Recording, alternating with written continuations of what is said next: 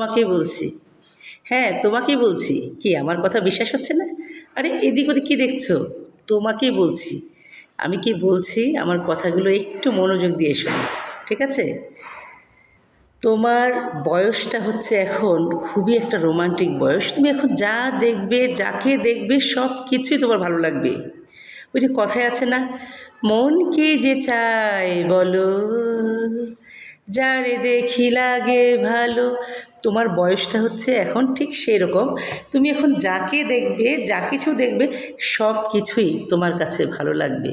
এটা ভালো লাগারই বয়স। কিন্তু এই সময়টাতে নিজেকে নিয়ন্ত্রণ করতে হবে। কারণ তুমি স্টুডেন্ট, তোমার এখন পড়াশোনা করতে হবে, নিজের ভবিষ্যৎ তৈরি করতে হবে। কিন্তু তুমি যদি পড়াশোনা বাদ দিয়ে যদি নীলাম্বরের পিছনে ছোটো, কিংবা নীলাম্বর যারা আছে তারা যদি নীলাঞ্জনার পিছনে ছোটে পড়াশোনা বাদ দিয়ে, তাহলে কি হবে? নিজের পায়ে দাঁড়াতে পারবে না, ভালো রেজাল্ট করতে পারবে না। আর ভালো ফলাফল যদি করতে না পারো, ভালো রেজাল্ট না করলে ভালো একটা জবও পাবে না। আর ভালো একটা জব যদি না না জোগাড় করতে পারো, তাহলে তোমার ভাগ্যে নীলাঞ্জনাও জুটবে না। এবং নীলাঞ্জনাকে বলছি, নীলাঞ্জনা তুমি যদি নিজের পায়ে ভালোভাবে না দাঁড়াতে পারো, তাহলে তোমার জীবনেও কিন্তু ভালো কোনো নীলাম্বর জুটবে না। কিন্তু এই যে এই সময়টাতে তুমি যদি নীলাম্বরের প্রেমে পড়ে যাও, তাহলে কি হবে?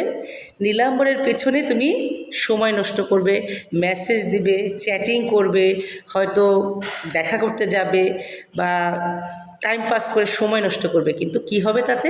তোমার পড়াশোনার ক্ষতি হবে। তোমাকে একটা এক্সাম্পল দেখাচ্ছি। ধরো এটা একটা পুকুর। আমি কি বোঝাতে পারছি? অবশ্য দেখা যাচ্ছে না। এটা একটা পুকুর। এই পুকুরের চারদিকে চারটা যদি ক্যানেল করো, তাহলে কি হবে? এই পুকুরের পানিগুলো চারদিকে ছড়িয়ে যাবে, মাঝখানে কিছুই থাকবে না। ঠিক তেমনি তোমার ব্রেনে, তোমার মাথায়, মগজে যদি তুমি অন্য কাউকে নিয়ে নাও, তোমার মগজ কিন্তু ওখানেই কাজ করবে, তোমার পড়াশোনায় কাজ করবে না। এতে করে তোমার পড়াশোনা হ্যাম্পার করবে। সো স্টুডেন্ট লাইফে প্রেম প্রীতি এগুলো একদমই না। তুমি যদি নিজের পায়ে দাঁড়িয়ে সফল হতে পারো, তোমার জীবনে নীলাম্বরের অভাব হবে না, তোমার জীবনে নীলাঞ্জনের অভাব হবে না। নীলাম্বরদেরকে বলছি, নীলাম্বর তোমরা তোমাদের স্টুডেন্ট লাইফে পড়াশোনার সময় পড়াশোনায় ফোকাস করো। নীলাঞ্জনদের বলছি, তোমরা পড়াশোনায় ফোকাস করো, মনোযোগ দাও। তুমি যদি জীবনে স্বাবলম্বী হও, প্রতিষ্ঠিত হতে পারো, তোমার জীবনে নীলাম্বরের অনেক ভালো ভালো প্রতিষ্ঠিত সুদর্শন কোনো নীলাম্বরের অভাব হবে না, নীলাঞ্জনারও অভাব হবে না। কিন্তু এখন যদি পড়াশোনা বাদ দিয়ে প্রেমের পেছনে ছোট, মন কি যে চায় বলে, যা দেখি লাগে ভালো, যারে দেখি লাগে ভালো, তার পিছনে যদি ছুটতে যাও, তাতে করে তোমাদের পড়াশোনা হবে না।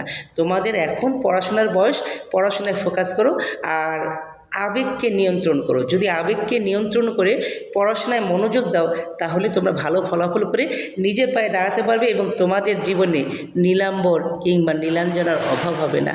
কথাগুলো শুনতে একটু খারাপ লাগছে, হয়তো তোমরা কেউ মানবে কেউ মানবে না, আমি জানি অনেকেই হয়তো মানবে না, তখন হয়তো বলবে কী সব আমাদের জ্ঞান দিচ্ছে।